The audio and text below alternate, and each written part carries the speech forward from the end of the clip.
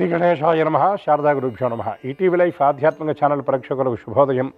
శ్రీరస్తు కార్యక్రమానికి శుభస్వాగతం. ఈనాటి శుభతిథి అంశంలో నేటి పంచాంగ వివరాలు చూద్దాం.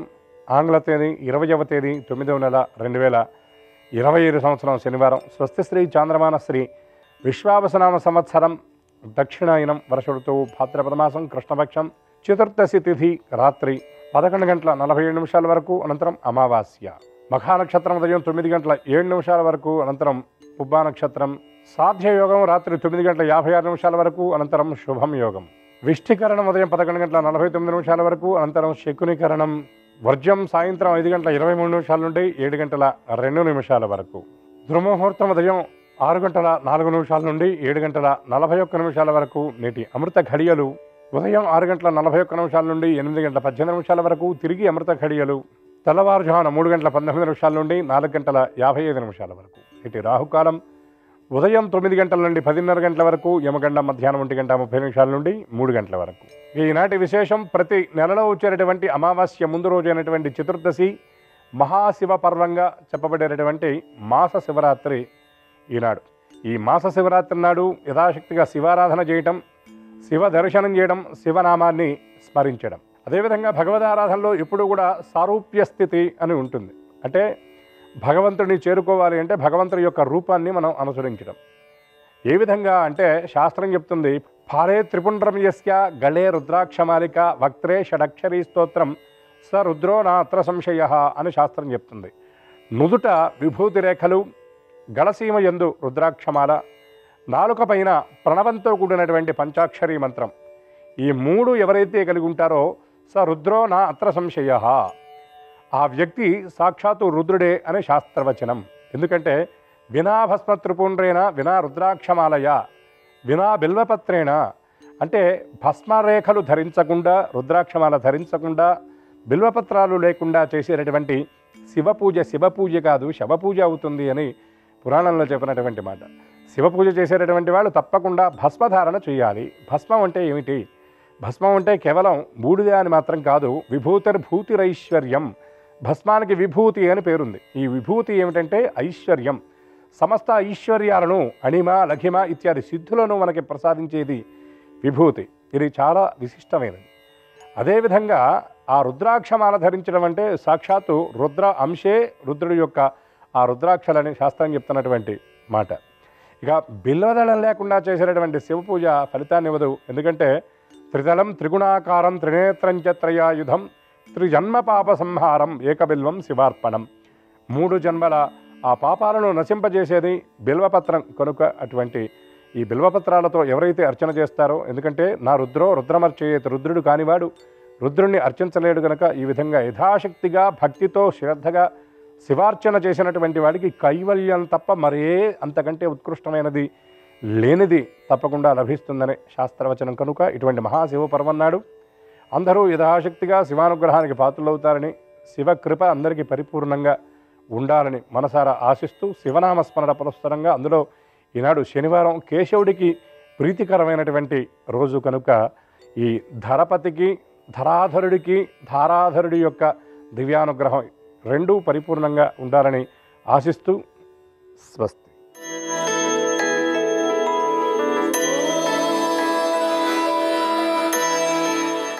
ఈటీవీ లైఫ్ ఆధ్యాత్మిక ఛానల్ ప్రేక్షకులందరికీ నమస్కారం. శ్రీరస్తు కార్యక్రమంలో గ్రహయోగం అంశానికి స్వాగతం. ఈనాటి ఈ గ్రహయోగం శీర్షికలో మేషాది ద్వాదశ రాశుల వారికి కలిగే శుభ అశుభ ఫలితాలని, అవసరమైన సందర్భాల్లో ప్రత్యామ్నాయ మార్గాల్ని తెలుసుకుంటారు.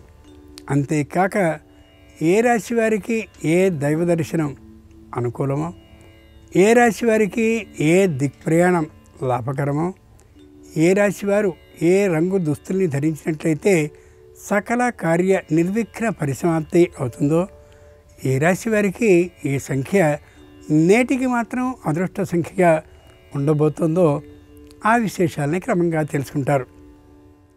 ఈనాటి విశేషం భాద్రపద మాసంలో బహుళపక్షంలో శనివారంతో కూడినటువంటి మాస శివరాత్రి. రెండవది శస్త్ర అస్త్ర హత మహాలయం, అంటే దాడిలో కానీ లేదా ఏదైనా మారణ ఆయుధాల కారణంగా మరణించడం కానీ ఎవరైనా దురదృష్టవశాత్తు జరిగినట్లయితే వారికి మహాలయ శ్రాద్ధాన్ని పెట్టవలసిన అతి పవిత్రమైనటువంటి రోజు కూడా. వీటితో పాటు శనివారంతో కూడిన మాస శివరాత్రి సందర్భంగా శివ పూజని ఏ విధంగా చేయాలి అనే విశేషాన్ని ఇప్పుడు శ్రీకరం శీర్షికలో తెలుసుకుందాం.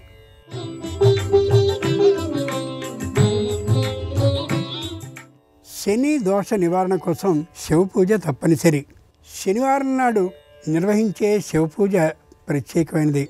శనిగ్రహ దోష నివారణకి శివుణ్ణి ప్రత్యేక నియమాలతో ఆరాధించాలి. మట్టితో శివలింగాన్ని తయారు చేసి ఆ మట్టి మూకుడులో శివలింగాన్ని ఉంచాలి. ఆవు పాలు శుద్ధోదకంతో అభిషేకాన్ని చేయడం మంచిది. నువ్వులు మినుములతో శివ అష్టోత్తర శతంగా పూజించాలి. ఆ తర్వాత ఓం నమః శివాయ పంచాక్షరిని పఠిస్తూ నవధాన్యాలతో శివలింగ ఆకృతిని పూజించాలి. తెల్లటి పుష్పాలు అలాగే నీలిరంగు పుష్పాలు తీసుకుని వాటితో శివలింగ స్వరూపాన్ని పూజించడం విశేషం. శనివారం నాడు శివాలయానికి వెళ్ళి శివదర్శనం తర్వాత నందీశ్వరుని విగ్రహానికి ఆముదం కొద్దిగా అలంకరించాలి. నల్లటి వస్తువుల్ని ఆలయ ప్రాంగణంలో ఎవరికైనా సమర్పించుకోవడం మంచిది. శనివారం నాడు పూజించిన మట్టి శివలింగాన్ని జమ్మి చెట్టు లేదా రావి చెట్టు మొదట్లో ఉంచి జలంతో ఆ లింగాకృతిని కరిగింప చేయాలి. ఈ విధమైన నియమాలు పాటించడం ద్వారా శని గ్రహ దోషాలని సంపూర్ణంగా నివారించుకోవచ్చు. ముందుగా నేటి పంచాంగం. ఈరోజు బహుళ చతుర్దశి శనివారం, నక్షత్రం మఖ, తదుపరి పూర్వ ఫల్గుని అంటే పుబ్బ. ఇక నేటి గ్రహస్థితిని పరిశీలించి చూస్తే మిథునంలో గురుడున్నాడు, సింహంలో శుక్ర కేతు చంద్రుడున్నారు, రవి బుధులు కన్యలో ఉన్నారు, కుజుడు తులలో ఉన్నాడు, రాహు కుంభంలో ఉంటే మీనంలో శని ఉన్నాడు. తాత్కాలికమైన ఈ గ్రహస్థితి ఆధారంగా మేషాది ద్వాదశ రాశుల వారికి కలిగే శుభ అశుభ ఫలితాలని క్రమంగా తెలుసుకుందాం. ముందుగా మేషరాశి.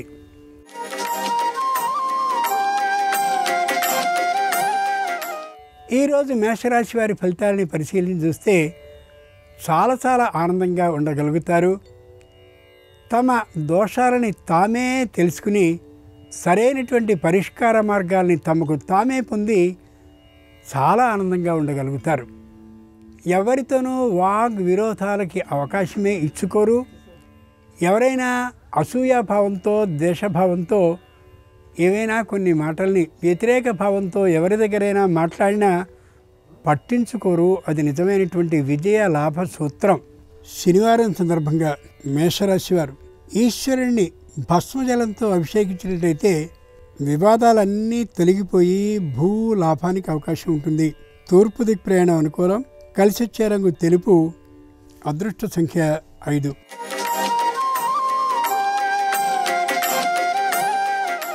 ఈరోజు వృషభ రాశి వారి ఫలితాలని పరిశీలన చూస్తే మోకాళ్లకు సంబంధించినటువంటి నొప్పులు కానీ లేదా తాత్కాలికమైనటువంటి ఇబ్బందులు కానీ వచ్చే అవకాశం ఉండొచ్చు. ఇంతకుముందు శస్త్రచికిత్సని కానీ చేయించుకుని ఉంటే ఆ చేసినటువంటి వైద్యుని వద్దకే పునఃపరీక్షకి వెళ్ళడం సర్వదా శ్రేయస్కరం. పై అధికారులతో మాట్లాడే సందర్భంలో ఏ విధమైన ఇబ్బందికి గురి కానేకారు. చెప్పదలసిన ప్రతి విషయాన్ని సూటిగా స్పష్టంగా వాక్ చాతుర్యంతో చెప్పే కారణంగా విరోధభావం అధికారులకి వీరికి కలగదు. శనివారం సందర్భంగా వృషభ రాశి వారు కాలభైరవుణ్ణి ఆరాధించి ఆయనకు గారెలను నైవేద్యంగా సమర్పించినట్లయితే వ్యాపారంలో శుభవార్త వినే అవకాశం ఉంటుంది. ఈశాన్య దిక్ ప్రయాణం అనుకూలం. కలిసి వచ్చే రంగు ఎరుపు. అదృష్ట సంఖ్య 6.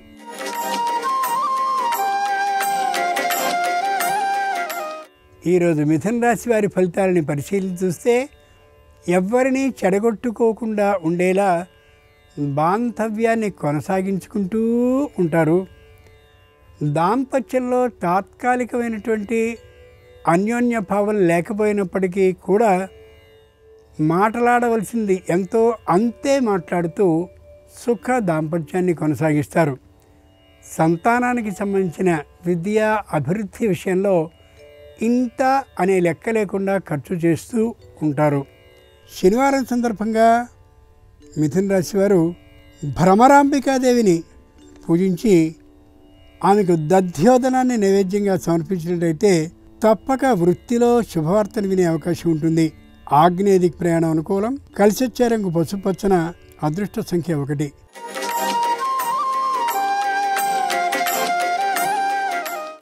ఈరోజు కర్కాటక రాశి వారి ఫలితాలని పరిశీలించి చూస్తే అంటీ ముట్టకుండా వ్యవహరిస్తూ ఉంటారు. కుటుంబ సభ్యులతో కూడా అవసరమైనప్పుడు మాత్రమే మాట్లాడుతూ ఉండే ధోరణి కనిపిస్తూ ఉంటుంది. యతులు సన్యాసులు ఏ విధంగా ఉంటారో అలా ఉన్నట్లు ఆ అభిప్రాయాన్ని కలగజేస్తారు మిత్రులకి, బంధువులకి.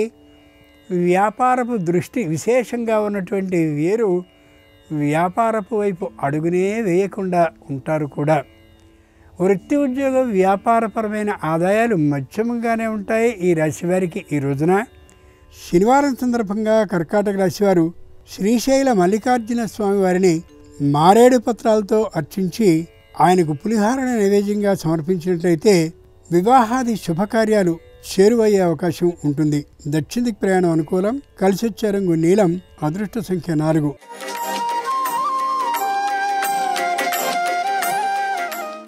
ఈరోజు సింహరాశి వారి ఫలితాలని పరిశీలించి చూస్తే ప్రభుత్వానికి చెల్లించవలసినటువంటి పన్నుల్ని సకాలంలో చెల్లించలేకపోతారు. ఆర్థికమైనటువంటి స్తోమత లేని కారణంగా. అలాగే లోగడ తీసుకున్నటువంటి అప్పులకి సంబంధించిన వడ్డీలని తీర్చవలసిన సందర్భంలో కూడా సకాలంలో తీర్చలేకపోతారు. మాట పడే అవకాశం కూడా ఉండొచ్చు. శారీరకమైనటువంటి అనారోగ్యం కారణంగా వైద్యానికి సంబంధించిన వ్యయం మరింతగా ఉండే అవకాశం ఉంది. ఆ కారణంగా కూడా తాత్కాలికమైన మాటకి అవకాశం కలగచ్చు. శనివారం సందర్భంగా సింహరాశి వారు శ్రీకాళహస్తీశ్వరుణ్ణి శుద్ధ జలాలతో అభిషేకించినట్లయితే నూతన గ్రహ ప్రాప్తికి అవకాశం కలుగుతుంది. నివృత్తి దిక్ ప్రయాణం అనుకూలం. కలిసొచ్చే రంగు నలుపు. అదృష్ట సంఖ్య 6.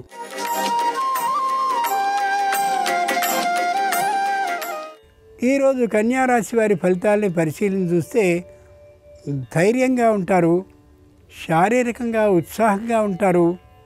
దూరభార ప్రయాణాలని కొద్ది తగ్గించే ఆలోచన కలిగి ఉంటారు. ఆరోగ్య విషయంలో విశేషమైన అప్రమత్తతని పాటిస్తారు. ఒక పూట భోజనాన్ని మాత్రమే చేస్తూ తగినటువంటి ఆరోగ్య ధోరణితో ఉంటారు. అందరికీ కూడా నీతుల్ని తెలియచేస్తూ అందరిలోనూ మంచి పేరుని సంపాదించుకోగలుగుతారు.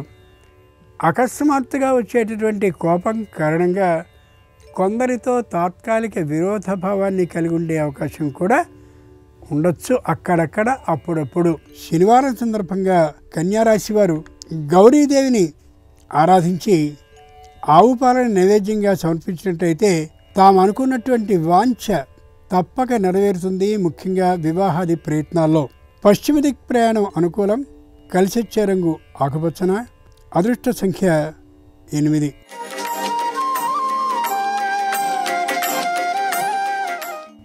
ఈరోజు తులారాశి వారి ఫలితాలని పరిశీలించి చూస్తే ఎంత అవసరమో అంతే మాట్లాడతారు. ఆచి తూచి ప్రతి వ్యవహారంలోనూ కూడా ప్రవర్తిస్తారు. సంతానానికి సంబంధించిన విద్యా ప్రతిభ విషయంలో ఏమాత్రపు రాజీ పడకుండా ఎంతైనా ఖర్చు చేయడానికి ఏమాత్రపు వెనుకబాటుతనము లేకుండా ఉంటారు. నూతనమైనటువంటి స్థలాన్నో పొలాన్నో దేనినో తీసుకోవాలనే విషయంలో ఏమాత్రపు శ్రద్ధని చూపించరు. తమ ఆరోగ్యానికి సంబంధించిన విషయంలో మాత్రం అంతటి శ్రద్ధని పాటించరు. పాటించడం చాలా అవసరం. శనివారం సందర్భంగా తులారాశి వారు రామలింగేశ్వర స్వామి వారిని చెరకు రసంతో అభిషేకించినట్టయితే ఆరోగ్యం కుదుటపడుతుంది. ఆర్థిక లాభం కూడా సంసిద్ధించవచ్చు. వాయవ్య దిక్ ప్రయాణం అనుకూలం. కలిసొచ్చే రంగు ఎరుపు. అదృష్ట సంఖ్య 7.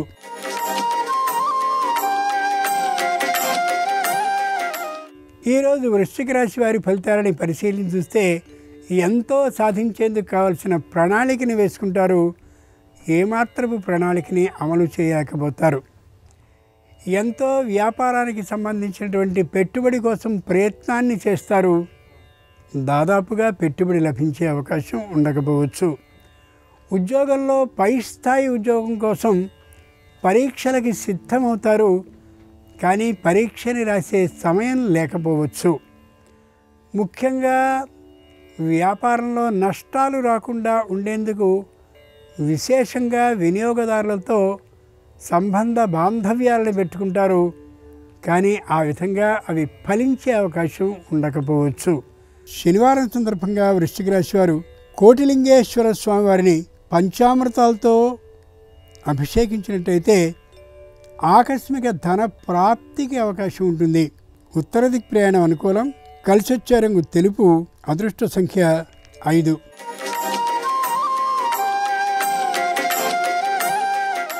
ఈరోజు ధనురాశి వారి ఫలితాలని పరిశీలించి చూస్తే తాత్కాలికంగా అవసర సందర్భంగా అసత్యాలని మాట్లాడే అవకాశం ఉండొచ్చు.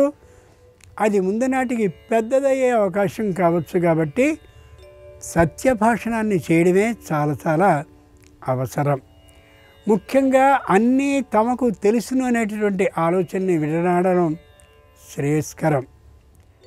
ఏ విధమైనటువంటి బాంధవ్యానికైనా ఎంత అవసరమో అంత దూరంలో ఉండడం మంచిది తప్ప విశేషంగా పూసుకుని ప్రవర్తించడం మంచిది కాదు. పై అధికారులతో మాట్లాడేటటువంటి సందర్భంలో వాక్ సందర్భ శైలి అనుకూలంగా ఉండేలా చూసుకోవడం అవసరం. శనివారం సందర్భంగా ధనురాశి వారు కుమారస్వామి వారిని పూజించి పటిక బెల్లాన్ని నైవేద్యంగా సమర్పించినట్లయితే నూతన సంతాన సూచన కలిగే అవకాశం ఉంటుంది. ఆగ్నేయ దిక్ ప్రయాణం అనుకూలం. కలిసొచ్చే రంగు నలుపు. అదృష్ట సంఖ్య 2.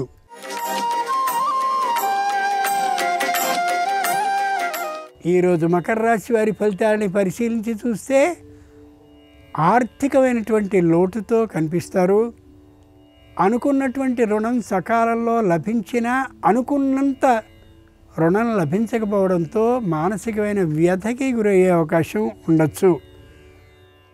అనుకూలమైనటువంటి శుభకార్యం కోసం ప్రయత్నం జరిగినప్పటికీ కూడా శుభకార్యం ఫలించే అవకాశం ఉండకపోవచ్చు. స్థిరమైనటువంటి ఆస్తులలో ఒకదాన్ని రుణ భారాన్ని తీర్చివేసుకోవడం కోసం అమ్మే ఆలోచనకు వస్తారు.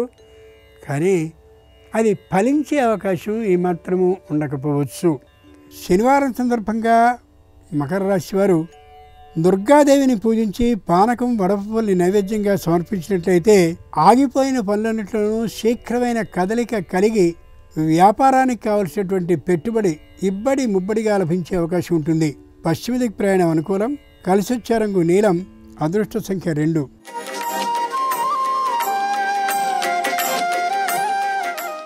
ఈరోజు కుంభరాశి వారి ఫలితాలని పరిశీలించి చూస్తే కుటుంబం మొత్తం అంతా కూడా ఏక అభిప్రాయ సాధన మీద ఉంటారు. ప్రతి విషయాన్ని సునిశ్చితంగా పరిశీలిస్తూ ఉండే ధోరణి ఉంటుంది. అందరిలోనూ కూడా ఎదగాలనేటటువంటి దృక్పథం విశేషంగా ఉండే కారణంగా సామూహికంగా ఎదిగేందుకు కావలసిన కలుసుబాటు ధోరణితో ఉంటారు. ఆర్థికమైనటువంటి లాభం కోసమని అక్కడ ఇక్కడ పెట్టుబడుల్ని అనాలోచితంగా పెట్టే ఆలోచన ఏమాత్రం ఉండదు.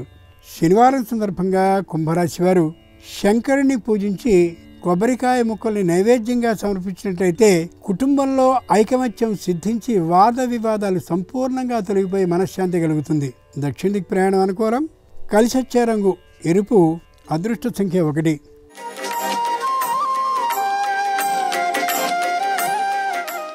ఈరోజు మీనరాశి వారి ఫలితాలని పరిశీలించి చూస్తే శారీరకమైనటువంటి అనారోగ్యం విశేషంగా ఉండే అవకాశం ఉంది. ఔషధ సేవ చేయవలసి ఉన్నప్పటికీ కూడా ఏమాత్రము సమయము లేనటువంటి కారణంగా వెళ్ళలేకపోతారు. దాంపత్య భావం అన్యోన్యంగా ఉంటుంది. ముఖ్యంగా అన్నదమ్ములతో అప్పచెల్లెలలో వ్యతిరేకతాభావం ఉండే అవకాశమే లేదు. అనుకూలమైనటువంటి తీర్పు న్యాయస్థానంలో లభిస్తుందనేందుకు కావలసిన అన్ని విధాలైనటువంటి ప్రమాణపత్రాలని సిద్ధం చేసుకుని ఉంటారు. తప్పక విజయలాభం సంపాదించే అవకాశం ముందు నాటికి ఉండనే ఉన్నది. శనివారం సందర్భంగా మీనరాశి వారు పార్వతీ పరమేశ్వరుని కాశీ గంగా జలంతో అభిషేకించినట్లయితే, అంతేకాక పులిహారని నైవేద్యంగా సమర్పించినట్లయితే పూర్తిగా అన్ని విషయాలు సానుకూలపడి విఘ్నాలు ఉండవు. వృత్తి ఉద్యోగ వ్యాపారాల్లో ఈశాన్య దిక్ ప్రయాణం అనుకూలం. కలిసొచ్చే రంగు తెలుపు. అదృష్ట సంఖ్య 3. ఇవి ఈనాడు ద్వాదశ రాశి వారికి కలిగే శుభ అశుభ ఫలితాలు. ఈరోజు శనివారం అయినటువంటి సందర్భంగా, అంతేకాక మాస శివరాత్రి కూడా అయినటువంటి సందర్భంగా ఆ శంకరుని సంపూర్ణ అనుగ్రహం సర్వరాశుల వారికి కలగాలని హృదయపూర్వకంగా ప్రార్థిస్తూ స్వస్తి. నమస్కారం. ఈరోజు శనివారం, మాస శివరాత్రి. శనివారంతో కూడిన మాస శివరాత్రి సందర్భంగా సంపూర్ణంగా శనిదోష తీవ్రతను తగ్గింపజేసుకోవటానికి, శివానుగ్రహాన్ని సులభంగా సిద్ధింపజేసుకోవటానికి ఎలాంటి ముఖ్యమైన విధి విధానాలు పాటించాలో నేటి శుభం లాభం అనే శీర్షికన పరిశీలిద్దాం.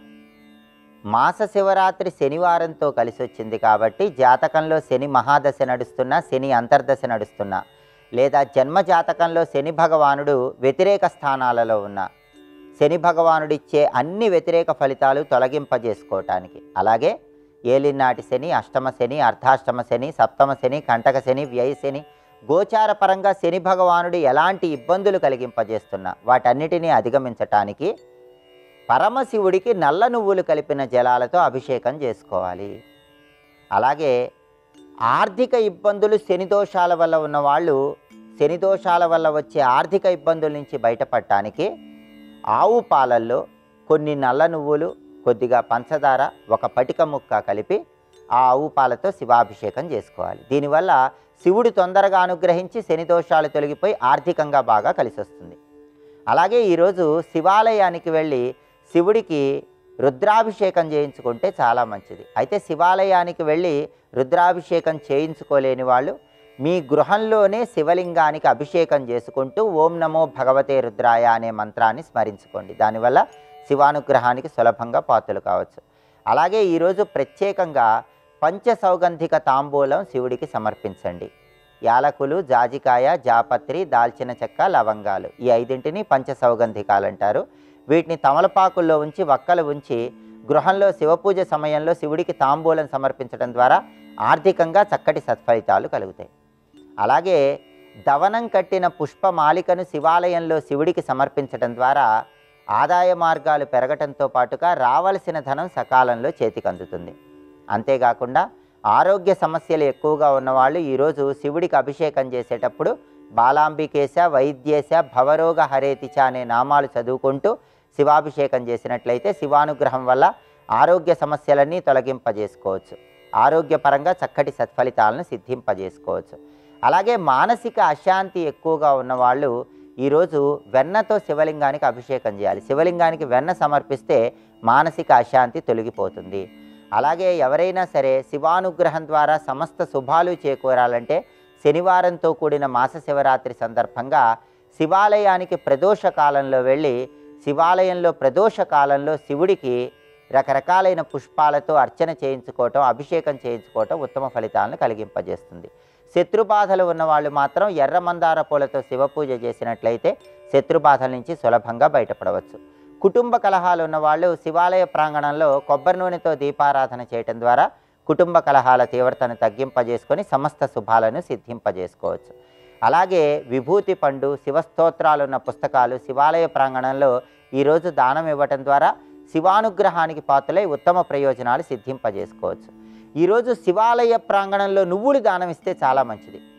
శనివారము మాస శివరాత్రి కలిసి వచ్చినాయి. అందుకే శివాలయ ప్రాంగణంలో 1.25 కేజీ నల్ల నువ్వులు నలుపు రంగు వస్త్రంలో మూటగట్టి మధ్యాహ్నం 1 గంట నుంచి 2 గంటల మధ్య ప్రాంతంలో కానీ, రాత్రి 8 గంటల నుంచి 9 గంటల మధ్య ప్రాంతంలో కానీ దానం ఇచ్చినట్లయితే శని బాధలు, శని పీడలు అన్నీ తొలగింపజేసుకొని శివానుగ్రహానికి పాత్రలై సమస్త శుభాలను సిద్ధింపజేసుకోవచ్చు. కాబట్టి శనివారంతో కూడిన మాస శివరాత్రి సందర్భంగా ఈ ప్రత్యేకమైన విధి విధానాలు పాటించండి, సమస్త శుభాలను సిద్ధింపజేసుకోండి. రేపు మహాలయ అమావాస్య, బతుకమ్మ ఉత్సవాలు ప్రారంభం. ఈ సందర్భంగా ఎలాంటి ముఖ్యమైన విధి విధానాలు పాటిస్తే సమస్త శుభాలు చేకూరతాయో రేపటి శుభం లాభం అనే శీర్షికను పరిశీలిద్దాం. నమస్కారం. ఈ కార్యక్రమాన్ని తిరిగి చూడాలనుకుంటే www.youtube.com/ETV Life Spiritual లో చూడవచ్చు.